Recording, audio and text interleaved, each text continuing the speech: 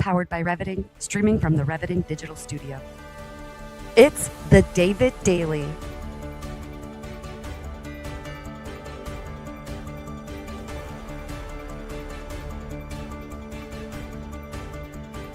Exploring frontier technology, artificial intelligence, quantum innovation, and the intersection of faith, funding, and the future. Here's your host, David Goki. Welcome to another live episode of the David Daily. We're inching towards 50 episodes already. Thank you so much for tuning in here live. We have an amazing team behind the scenes. Welcome. If you're tuning in for the first time, or maybe you're watching this later, go ahead and comment exactly where you're tuning in from, whether it's the United States or a city here in the States, or if you're international across the ocean or in Central or South America. Love to see you all here. We do stream across 10 platforms every week, and going live for just 2 hours a week gives me the leverage that Alex Hormozi talks about, which is investing 100 minutes every day into speaking something valuable and sharing your personal experience, your personal journey. So I'm excited today for a funding, faith, and future segment. It's our specialty segment where we bring on an expert in the space of funding, faith, future, or all of them. And today I'm excited to bring Jake Cutler onto the stage. No, he's not a football player, but he is the owner, that's right, of Amphi. I'm excited to have you here. Welcome to the show. It's great to be here, David. Thank you so much for having us on. Awesome. So tell us a little bit more about yourself, where you're based, where you're located, maybe also a little bit about your business too, and why you feel like this is a good space for you to speak into. Sure. My name is Jake Cutler. I'm the founder. We're one business with two brands. BizFi is our customer-facing brand that does equipment finance, term loans, working capital, SBA, and all kinds of lending for businesses. We're powered by our Amplify platform, which is really our focus on innovation, software, AI, as many people are working to build today, and everything that helps to make it a better process for our clients, both our partners that offer finance and clients that need to get it as well. Yeah, I love that. It's awesome that we're going to be able to dive into 3 topics today around funding, faith, and future. What I appreciate about your perspective, Jake, especially just showing your LinkedIn here, love to do that for our guests. Just go ahead and connect with Jake here on LinkedIn, is that you're actually working with equipment owners. We're talking about big, heavy industrial equipment. Is that right? We are equipment agnostics. We do all kinds of equipment. We are Okay, tell us more about equipment.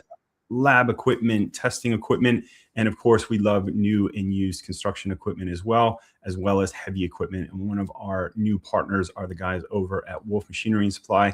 They are launching a new line of their own directional drills called the Gladiator.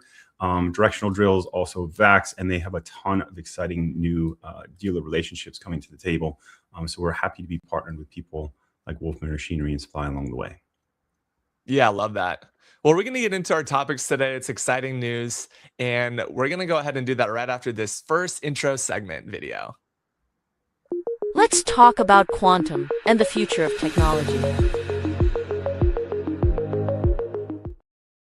All right, so we have a couple of different technologies today. That was our future of tech video. I think we wanted to get directly into embedded finance, transforming equipment lending. So Time to talk about funding.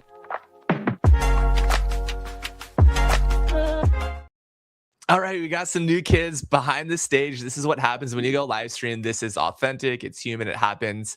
By the way, love you guys behind the scenes. You can clip that for later. I love my team. The team's great. But yeah, this idea of embedded financing, what does embedded finance actually mean? Like, let's start at the ground floor. Like, I'm a newbie. You're the expert. How would we think about embedded finance? Sure. I think one of the really well-known brands is Affirm. Right? With buy now, pay later, they had a great embedded technology. And I think they found a fantastic niche where they were kind of partnering up with Shopify accounts. The interesting thing about that to me is that, if someone's at your Shopify account, you've already done your marketing. You've already driven your client to your page where you have the embedded finance products. When you get into equipment finance, it's more challenging. How do you get out to be with a dealership, with salespeople that are in the field and engaging with clients? And so embedded finance can just mean so many different things. It could be a QR code, can be a button at a landing page. It can be a business card that someone uses on their phone to tap with someone that then leads you to some kind of an embedded finance option. So it can really mean so many things, but ultimately we're trying to offer a better experience and to make it easier for clients to be able to get the information they need and apply for finance and get approved more easily. Yeah, I love that Affirm example. I remember when we first got the PayPal button. It's like, oh, finally I can pay with PayPal on the internet. This is a little bit of an early nascent technology. But when we're talking about embedded finance, it's when you can pay and transact directly in the experience that you have right there. You see it all the time when you check out at a coffee shop, or you're on an e-commerce website online, or even if you're in a business world, you can often very quickly pay right next to where you're transacting. So I really appreciate that example. I don't know why I immediately went to like new and used construction heavy machinery. Maybe it's because we're doing some land development projects currently. But being able to get access to utilize that equipment with creative financing, I think that's one of the directions we could go down. The second direction I think that's really interesting is, what about all of these businesses that have all of their machinery or assets that are either in storage or in a garage somewhere or a warehouse, and that machinery is going underutilized and also depreciating? I'm really interested to hear your perspective on that, especially in the context of equipment. Yeah, I mean, that's a really interesting subject. We could go in a couple different directions on that. Underutilized equipment in this day and age, equipment is being digitized in many different ways. There's some great companies out there. We're actually partnered with guys over at Equip Hunter. They have an easy platform where you can upload equipment if you want to try to resell it, and find buyers for that. There's ways to make that equipment work for your business. We can also use equipment that's being underutilized to secure more finance if that's what you're looking for your company. So there's a number of options for people that have equipment around that's not being utilized to its fullest advantage.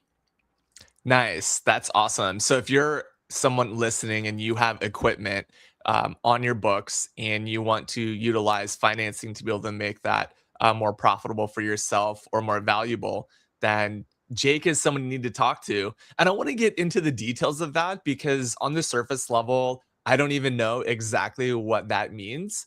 So let's take it into the context of a financier like yourself. And then let's say we have two parties. Party A has the equipment and party B has the financial resources. So, how do you, in a scenario like that, bridge the gap to bring these two folks together? Now, mind you, a lot of our audience are angels, investors, venture capitalists, and owners. So, when you're thinking about financing equipment from that audience, help play that story out. Like, what does that typically look like? Sure. And that has been the focus of our company since our inception, right? Like our primary focus has been how do we partner with people who sell equipment to give them a better experience and to give them a better experience to their clients and their buyers. Really, I was frustrated personally that I didn't find any digital innovation for myself. I didn't have any digital innovation that I could easily offer to my seller partners. And that is what we have kind of pushed out to build with Amplify. What we've found over time is, in addition to working with our seller partners to help them sell more equipment faster and easier with easy, seamless finance options, is that we've expanded over time. So we do love construction equipment, new and used, but we are also working now with accountants, fractional CFOs, and business consultants. And they love us because we're good to their clients. They bring their clients to the table. Typically, when a client is coming to a business consultant, they've either made a mistake they need to fix, or they're hitting some kind of high growth, and they can't solve those problems without capital. So we're getting very active in that space, in addition to helping our equipment sellers as well. Awesome. I love that. And I actually was able to pull up your application online here because what I'm thinking is you really want folks to go and apply for funding on your website. Is that right, Jake? A big part of what we do is we're building custom applications for our clients. The clients that sell, the business consultants, we give them their own custom online applications. This is kind of our standard application that's for ourselves. With our custom applications, we have all of their branding up there. We list out their sales team so it's easy to track. Right. We then can kind of get more data analytics behind the scenes of like who's being successful, who's getting the most applications in. And there's more that we're looking to do on the roadmap to be able to kind of gamify this for salespeople. We want to be able to incentivize them. We basically, ultimately, David, we want finance to be fun. And most of the finance you see out there is very institutional. It's boring. Right. We want to give people something that's a little bit more interesting, gives them information, and makes the process kind of more engaging. We want to make finance fun. I love that. So, as you're saying, positioning for equipment founders and equipment organizations, to what degree does someone who's in the finance role, like a CFO, an accountant, or bookkeeper, help me bridge that gap between like your end customer and like your middle tier customer that's maybe managing multiple relationships that's maybe more like a partner? We kind of fit in a niche space in the middle, right? Mhm. And for smaller equipment, 10,000 to 120,000 is called in the equipment finance space is called application only. And for customers who have a little bit of time in business and decent credit, they can apply, they can get approvals in a couple hours. We fund in the same day in many instances. When you're looking for bigger transactions, 300,000 up to a million, there's a bit more of a process there. We do need tax returns. We do need financials on the company. And that's basically when the CFOs are more likely to be involved. And the company's bigger where they have a CFO rather than just an entrepreneur who's running the business. Yeah, that's so good. And I was just going to say that having a space where you're able to meet with the CFO, take a look at their books, and then help them make a financially wise decision using your financial services to be able to make that happen, especially when it comes to equipment. That sounds really phenomenal and interesting. So now, if you were to be narrowed that down just a little bit, for example, our guest this week on Tuesday primarily worked with quantum companies in the Series A and B rounds. Maybe they had 250 to 500 employees, staff, or wanted to be able to get there in the next 2 to 3 years. So, in terms of the size of the business that you typically service, you gave us an idea about the type of equipment cost or asset value. But what would you say would be typically the type of company that you work with when you're talking about funding specifically? Our space is really to clients. I mean, we'll go down to clients who are doing 100,000 a year. That is really a low benchmark. And if you're doing 100,000 a year, you're a very small, very new company. But we will Right. go from 100,000 up to 10 million. But our core space is really companies that have a revenue from 100,000 to 2 million. Yeah.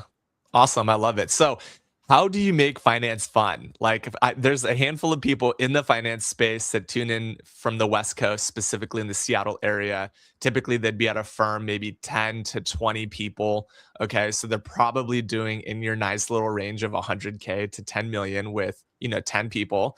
You're certainly not making 100K a year with 10 people because hopefully you're paying your people more than 10 grand a year. So, yeah, basic numbers.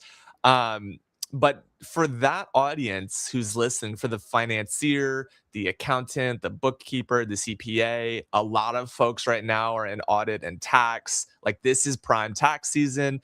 People are also spending their tax checks as well. So there's a lot of things going on in the finance space.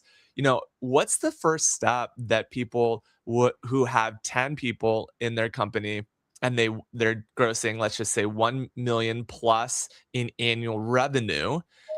What types of results would you say you as a financing advisor and partner could provide for an organization like that? Let's say they're a startup and they want to be a good fiduciary to their pre-seed or their seed funding as they go into a Series A. We're a little bit outside of the space where, like, when you're talking about Series A companies, you're talking about a lot of companies that are really putting a deck together and looking for investment.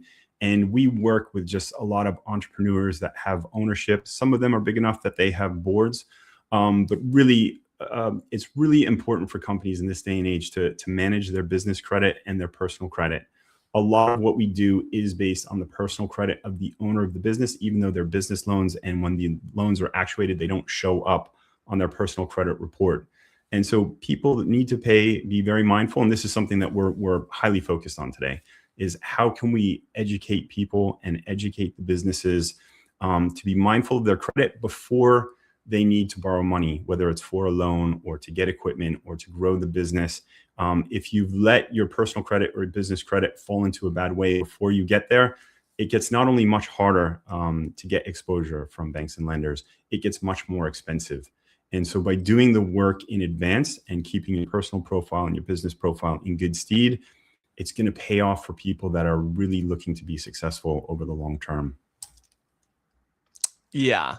That piece about being successful over the long term and starting with personal finance, that's one way we can make it fun. It's like, all right, let's get 10 buckets and put them out into the front lawn. And let's get, 10 rocks that represent, or 100 rocks that represent 100% of our total monthly income and costs. So then let's go place them in these 10 buckets and like maybe get the kids involved or like your partner, or maybe have a board of directors meeting or your employees. Like you can make this fun. I mean, what's more fun than putting big rocks into buckets? I don't know. Like you could be shoveling dirt.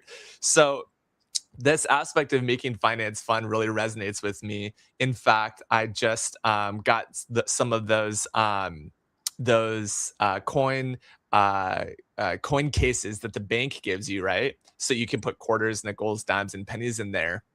And I recently saw that there's a penny shortage in the United States now. So if you're looking for exact change, most likely you won't get your change in pennies. Many countries around the world have done this, which is pretty interesting. But I saw a question come into the comments that I want to highlight just to bring us back on track because we're making finance fun here. What is the biggest deal that you've ever facilitated? I believe that came in from Canelo Way. Tell us a little bit about that as a story going into funding for SMBs, which is kind of our second topic. What was that largest deal and how did that kind of come about? Take us through that journey. Sure. I think some of the biggest transactions that we've handled personally are people that are in the drilling space. And so some of the drills, whether they're directional drills or for mining or for oil and gas, can easily run from 1 million to 3 million. Most of our clients, we meet either through our seller partnerships or through the referral network that we've built. So we get introduced to the client. We do the work to help them understand what due diligence they're going to need to submit. And this starts to jump ahead to some of the stuff we'll speak about later and how AI can help with consuming documentation and assessing it.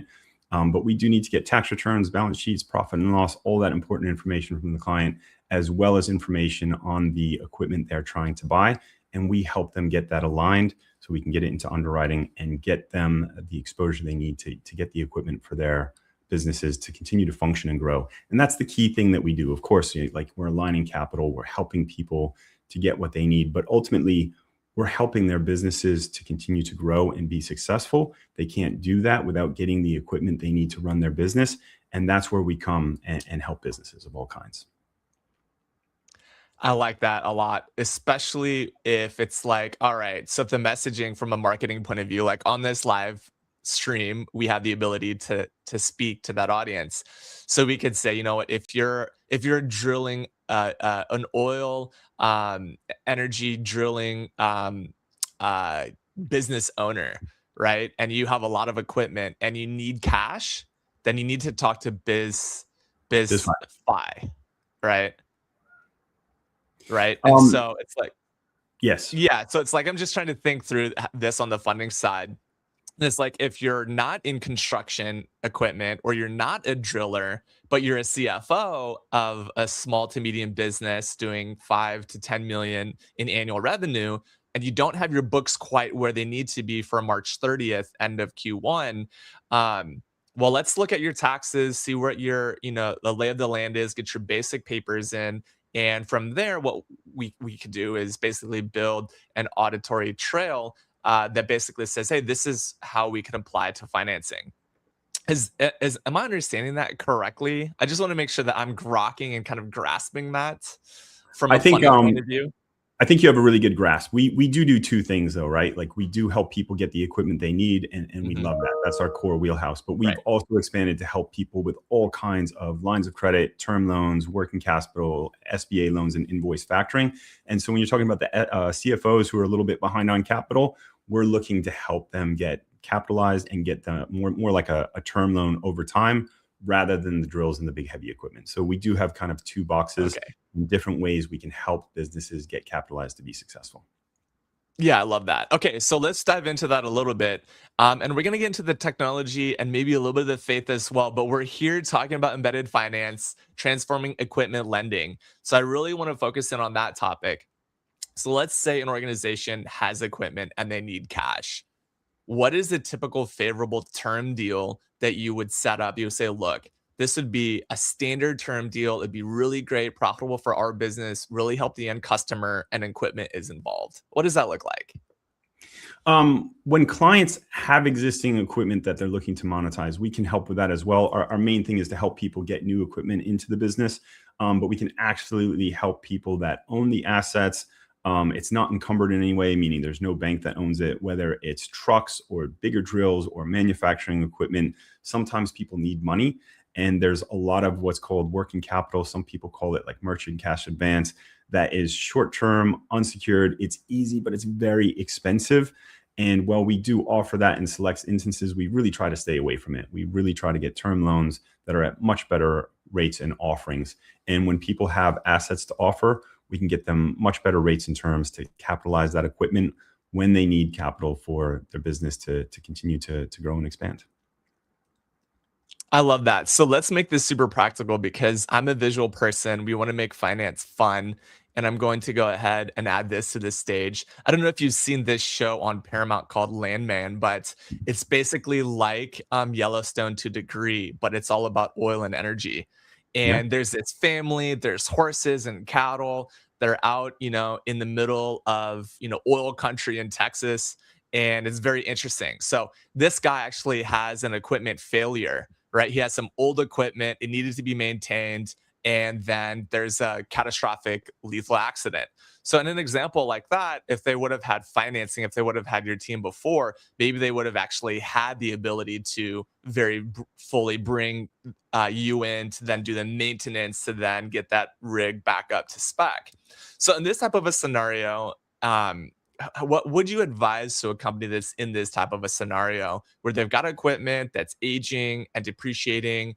The maintenance risk is increasing. They need finance for maintenance so they can increase longevity of their equipment. How would you get involved on something like this? You're hitting on a great topic there, David. And you had an excellent picture there for a moment of the truck with the big drill that goes up off the back.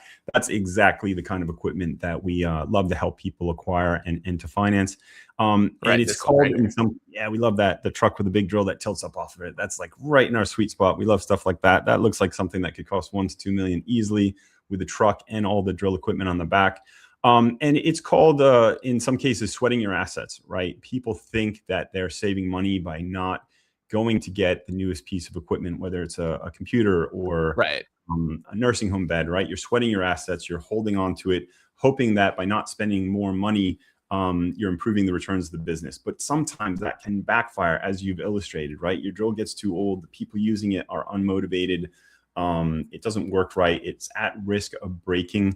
And if you sweat your assets too long, you can actually hurt yourself and your business and your team. Having the freshest, newest equipment helps you be more efficient. Your team's more excited to use it. And there's a lot of benefits to your business. And so those are some of the reasons why not letting your equipment get too aged and too old and using finance to get newer equipment into your business can actually solve a lot of problems rather than holding on to things a little bit too long. I love that. Don't sweat too long is the key phrase in finance. That's how we're making finance fun. Don't sweat too long on your assets and especially your equipment, because then maybe you'll have an advantageous outcome is what I would say on live stream. Okay, so I have another scenario, and I'm gonna leave this particular person and business unnamed, but basically 3 years ago, actually, when I started Go Technology Solutions originally, all of my energy was in metaverse, crypto, NFTs, and Bitcoin. And it was in 2020, so it's actually a really good time to get involved in finance and funding. And I converted a lot of my cash on hand to digital currency and started to build and mine my own crypto rig with some GPUs in there. I got a couple of graphics cards and built a rocket, if you will, inside a computer case. Did really well. But the big problem is that the metaverse requires a lot of equipment, specifically LED screens. So I was partnering with a company at the time who had these big, massive screens, some of the biggest television names you've heard of or media and entertainment fans and stars would have been in front of these screens instead of a large 35,000 square foot studio space.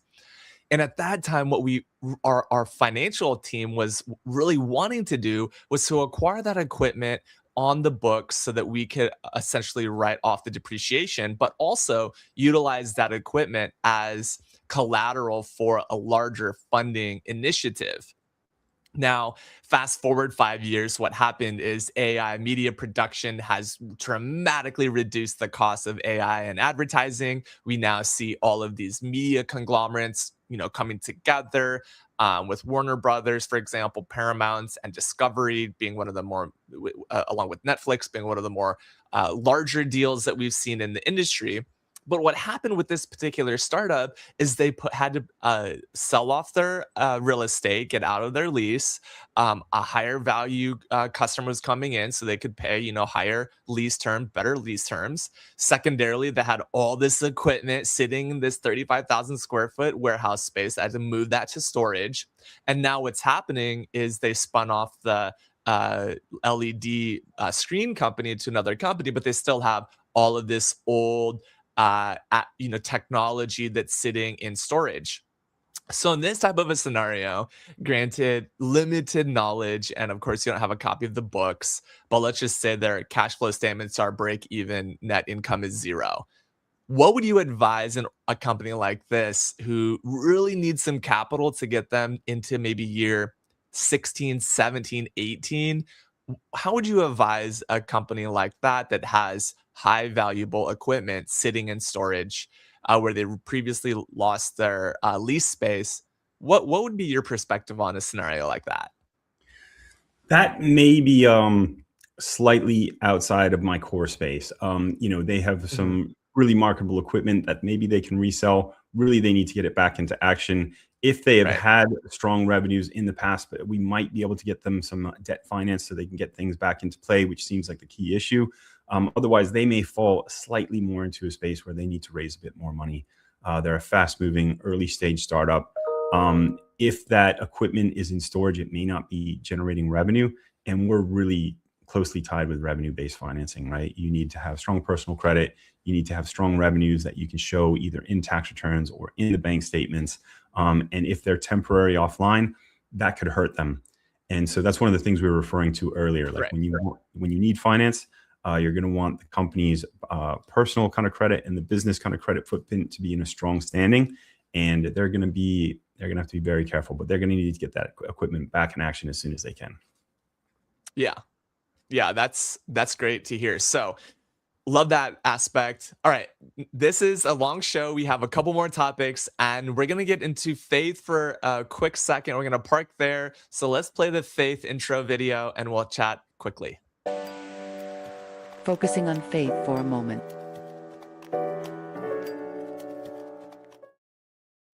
I love this topic of faith. It makes a lot of people squirm. Is it religion? Is it spirituality? Is it witchcraft? It's neither. It's yes, all the above. It's quantum based. It's really about what religious impacts or influences did you have as a child and your younger years as your parents and grandparents would have had strong cultural influence on you, but also what faith traditions or non-traditions have you introduced into your life, and what does your belief systems as it relates to morals, ethics, and your perspective of doing right and wrong play into your life today?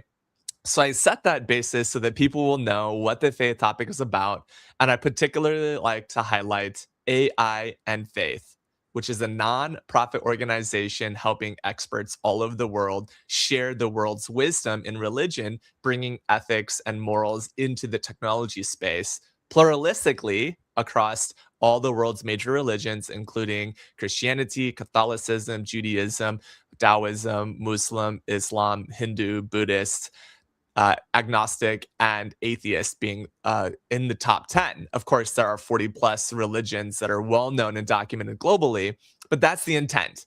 So I'd love to touch base briefly on this with you, Jake, to hear your perspective on what faith means to you and how you apply your belief systems into your business.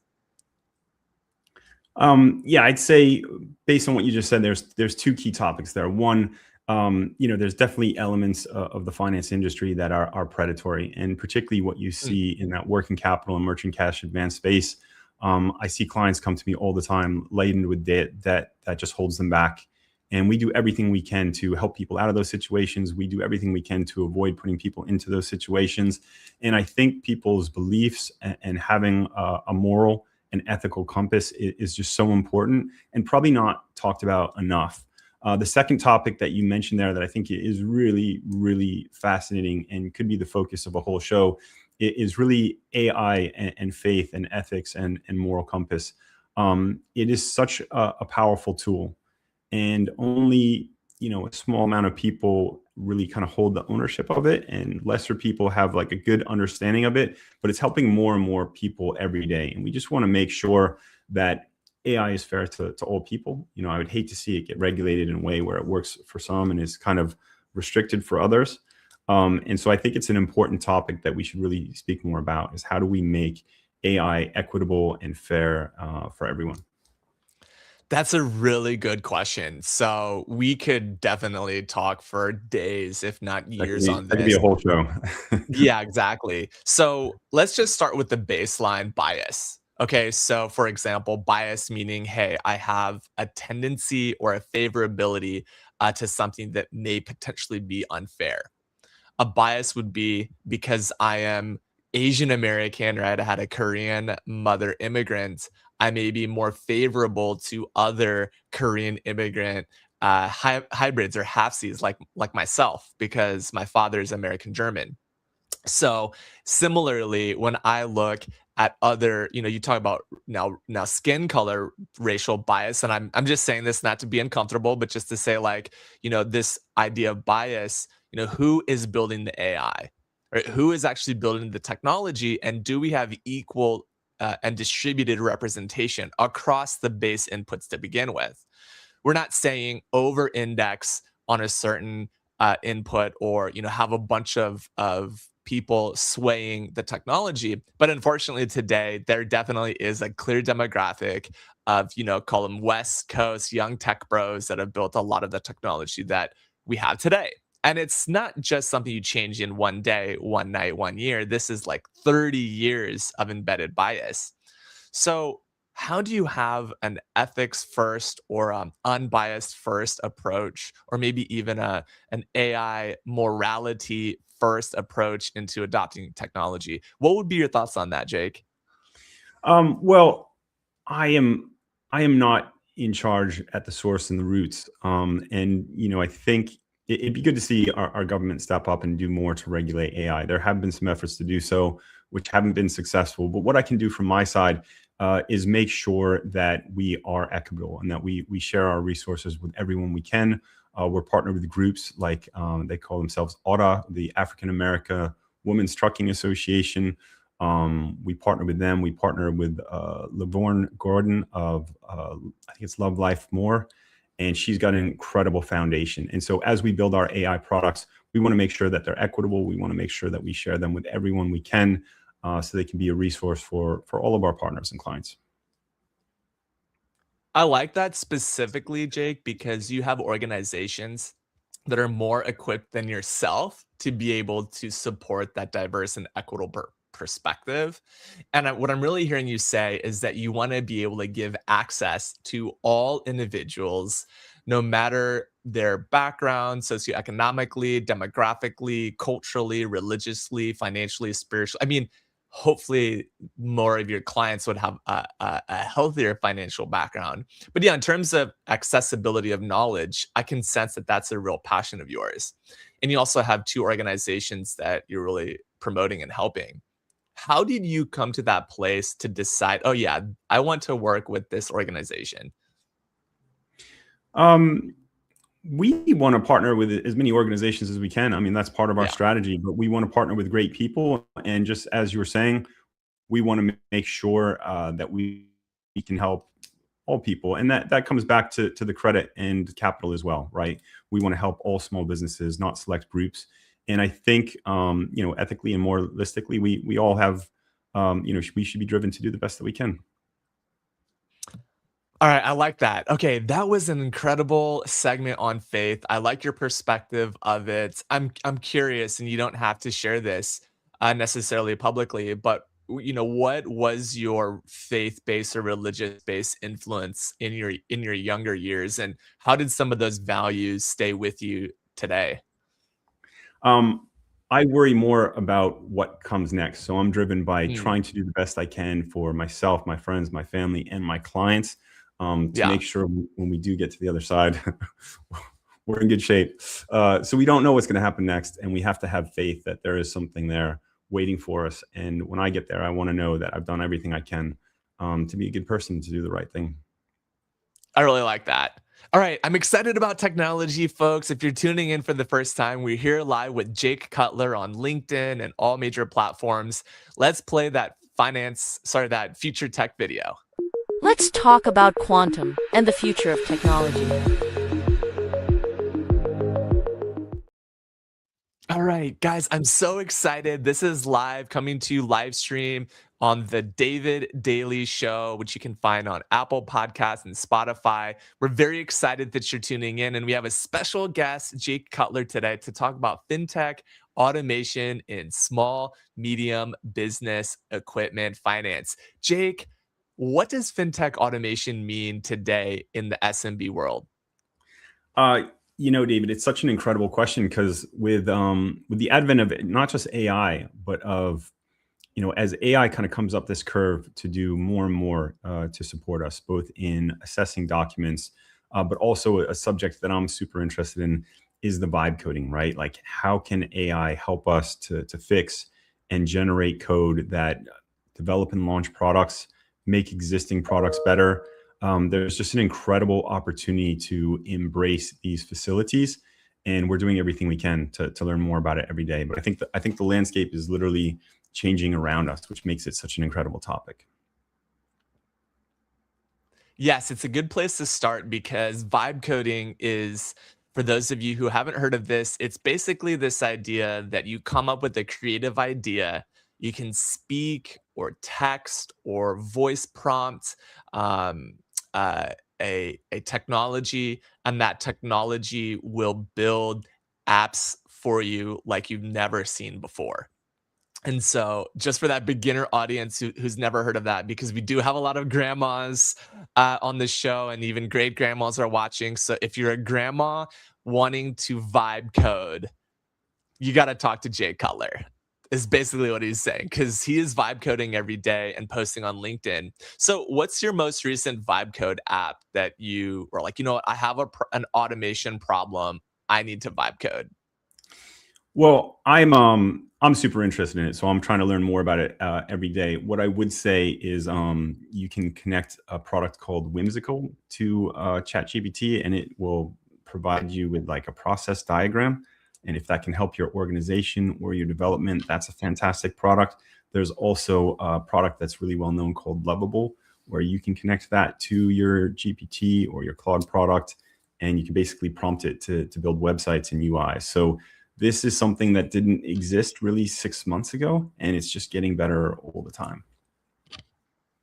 Yes, I'm looking for Whimsical now to see if we can do that. Basically, where great ideas take shape, and this is a workflow product, is what I'm hearing you say. And so, what I want to do is kind of just share that here on screen, team. If you can pull up on screen for us to take a look at. Yeah, this is Whimsical. It's an AI workflow automation tool. So, what I really like what you're doing here, Jake, is you're saying, "Hey, look, I want to highlight good process workflow."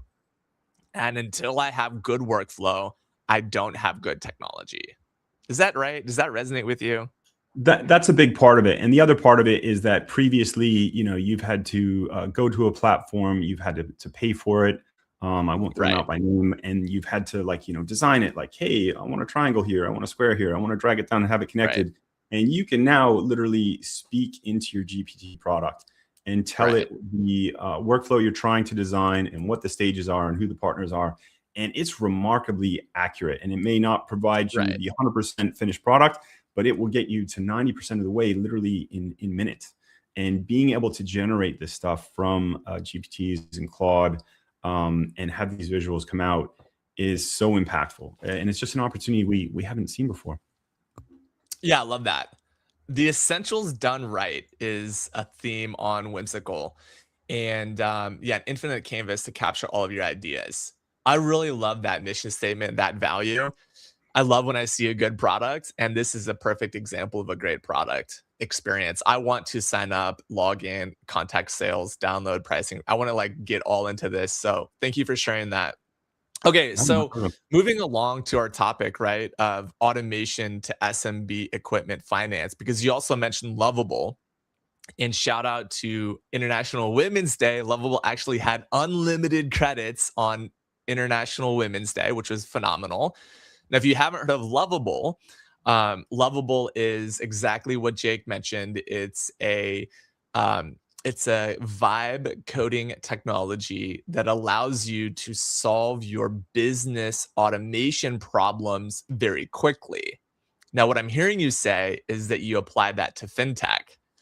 How did you get started with this? I mean, Lovable's 6 months out. We're sitting in a bubble here on LinkedIn, by the way, of people who are in, Cursor and Lovable and MCP automation and Claudebot. I mean, if you just look at Claudebot alone, that's 1% of the population, let alone only really 30% of the population is using a GPT other than Chat GPT today. So you're sitting in a 1% audience, Jake, and you're building in Lovable. How do you encourage other people in the future who know that there's a process automation problem in their space, like yours, finance or others? How do you encourage people to jump into the vibe code and build an app that really solves a problem for them? Really better to parse that out into two different buckets. Lovable is a fantastic tool, particularly for people that just have an idea. They're just like, hey, I have an idea for a product. You can go build those things now in a way that you've never been able to do before.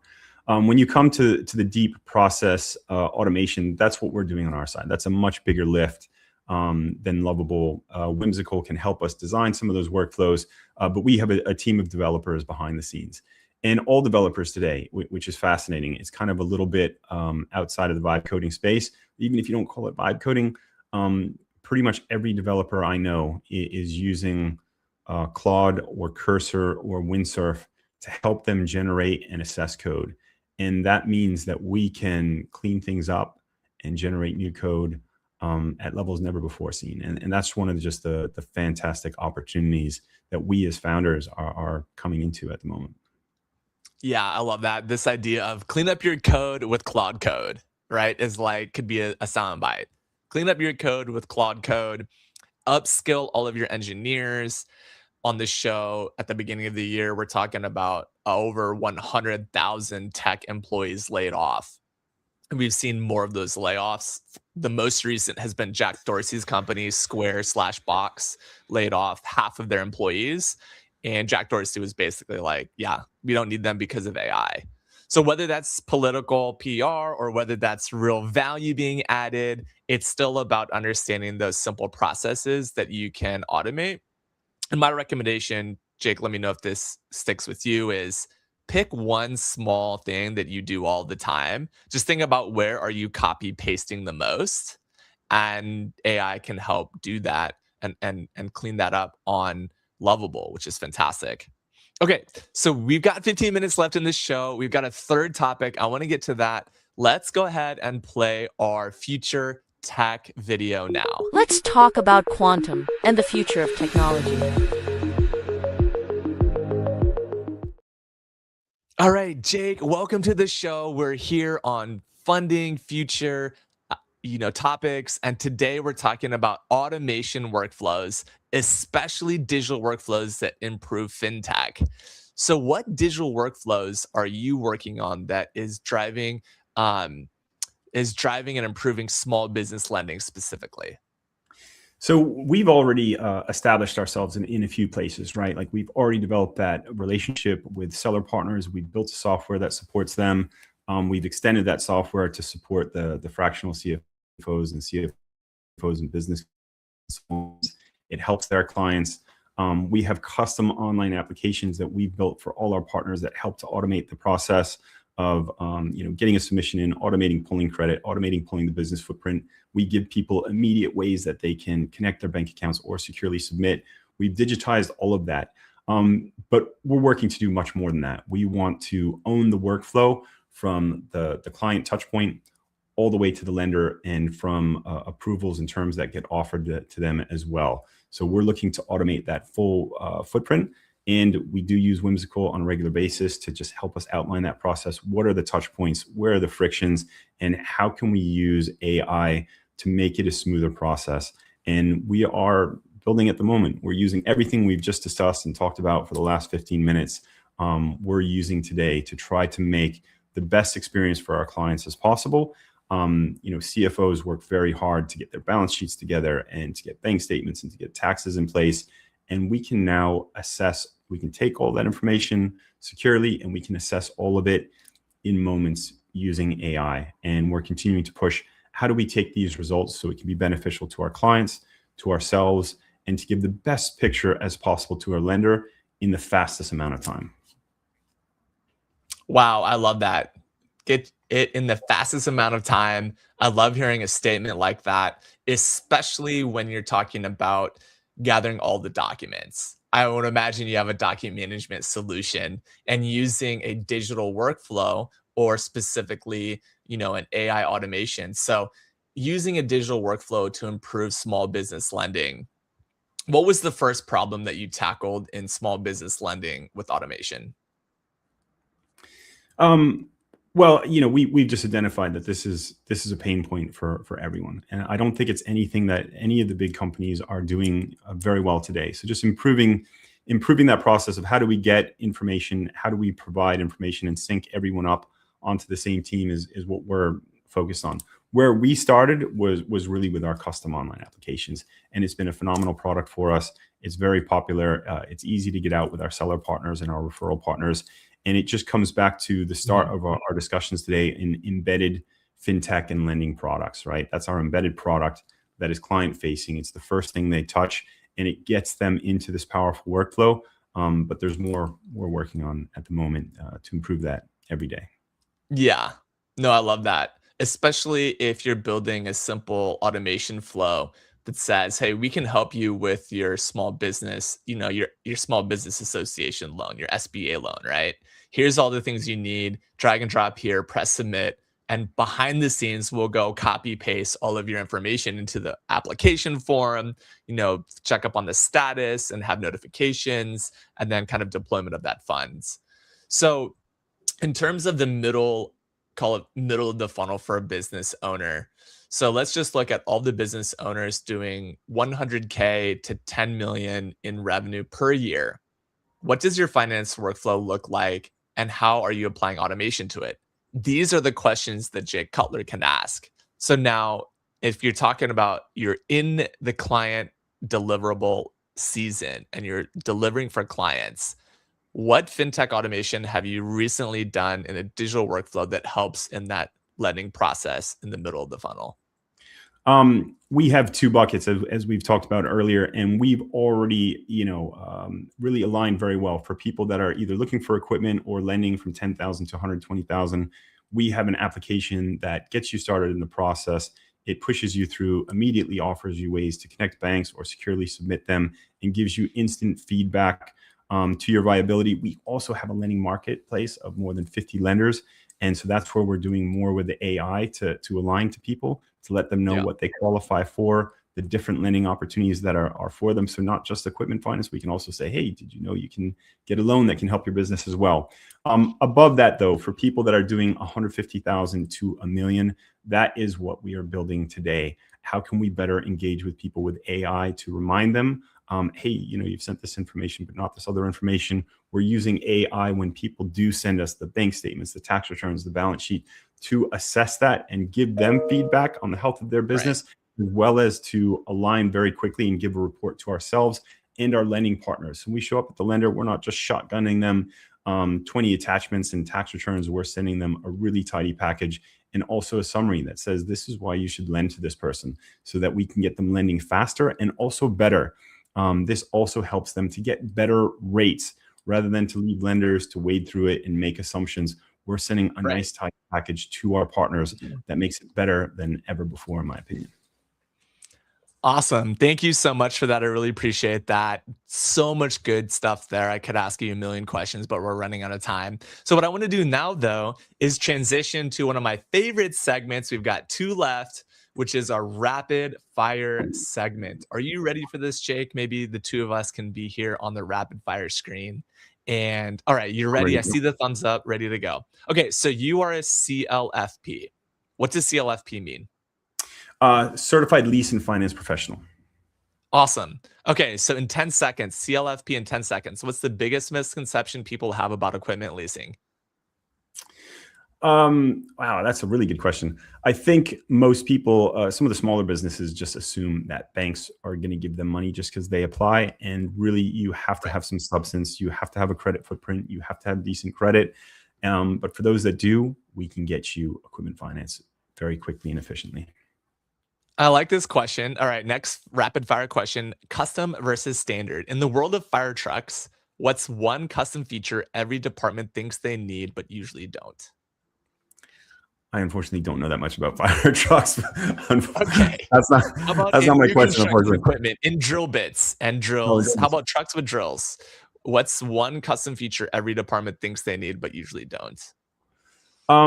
Really, they need the whole truck. I mean, these clients just cannot run their business until they get the equipment they need. We can help them with finance for the truck. We can help them with factoring for all the rods and everything they need to bring it together. So we can get both sides. We can help with equipment finance, and we can help with capital for the business too. Yep. All right. The tech jump. What's the most featured tech piece of equipment you've seen integrated into drilling recently? Into drilling, my guys over at Wolf Machinery Supply, they are launching their new directional drill, the Gladiator line. It's incredible. And I was at ConExpo last week with them, and the feedback on their drill is just incredible. So that is the best piece of technology I've seen in the drilling space myself. And the name of that drill one more time? Their Wolf Machinery Supply, and their new line is called the Gladiator. Check out the Gladiator on Wolf Machine Supply. We're making finance fun here. All right. Next question is the funding gap. What's the number one reason a department fails to get funding they need for new gear? Not having enough revenue, or something that people sometimes miss is they just have too many low balances or insufficient funds. Lenders hate that.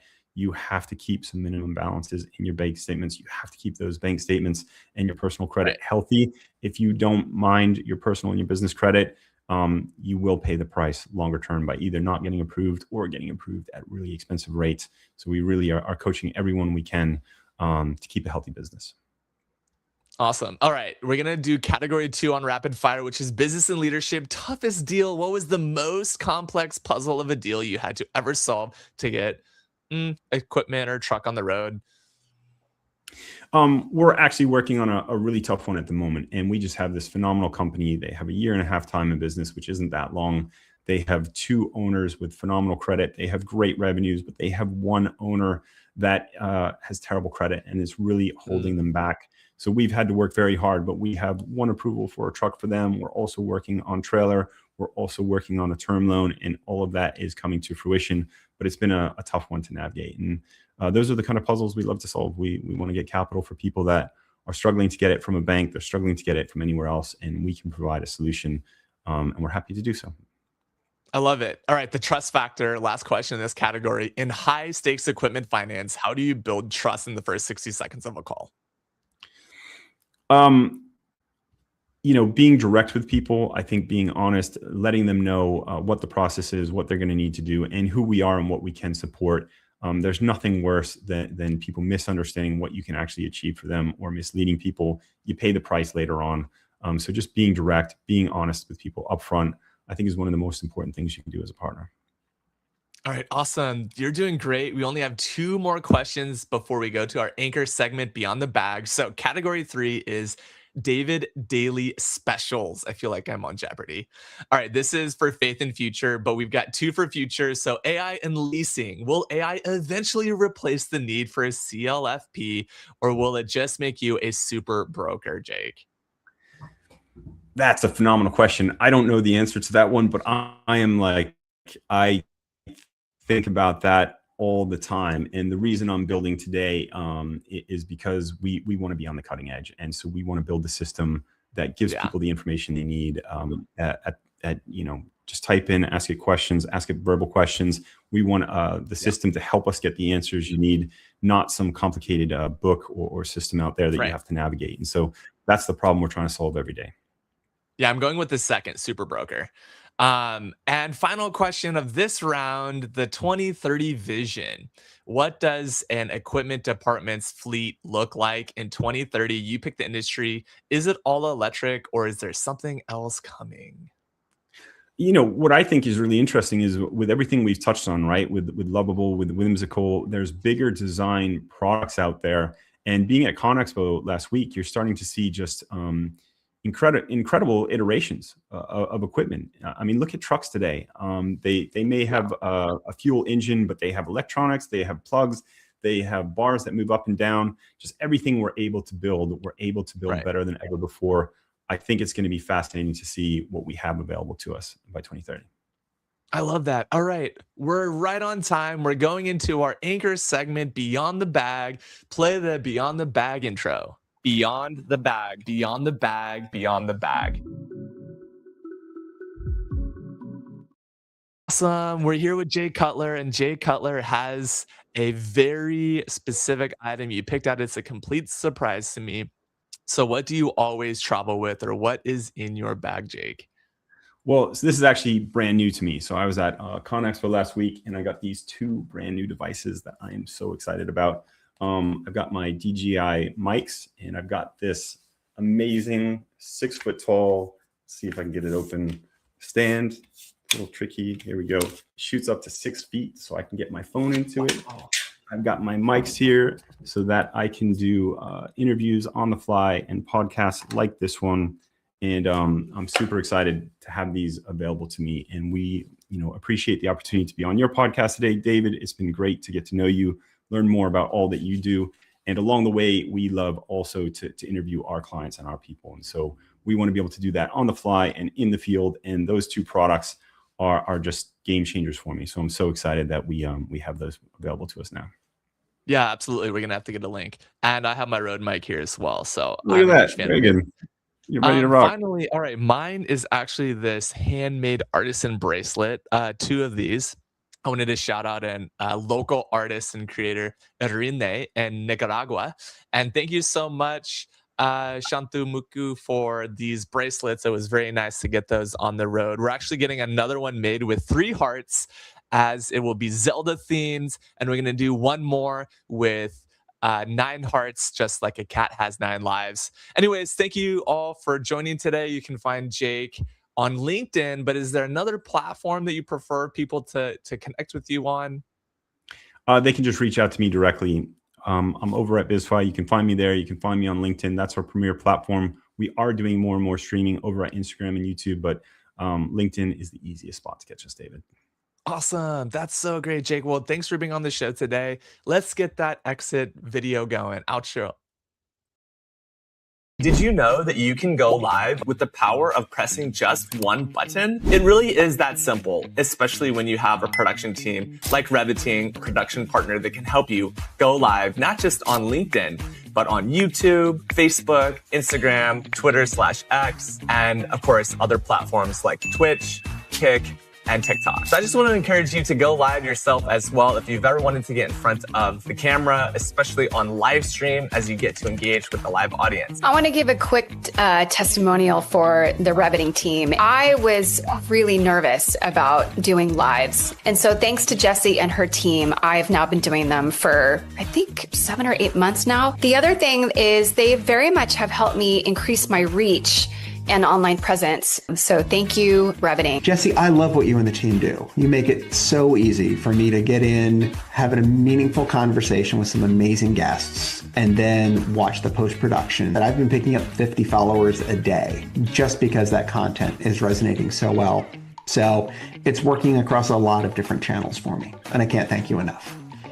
I'm Sarah Hanks. I'm with the Northwest Industrial Resource Center. I'm the president and CEO. One of the problems that we struggle with is getting our brand out there. And the idea of going live on LinkedIn and using that platform to its fullest extent through the way they're able to take the live event and break it down into bite-sized posts, which that can then be used to further take advantage of the platform and its capabilities. Your team shows up very organized. They're holding us accountable to the tasks that we need to complete.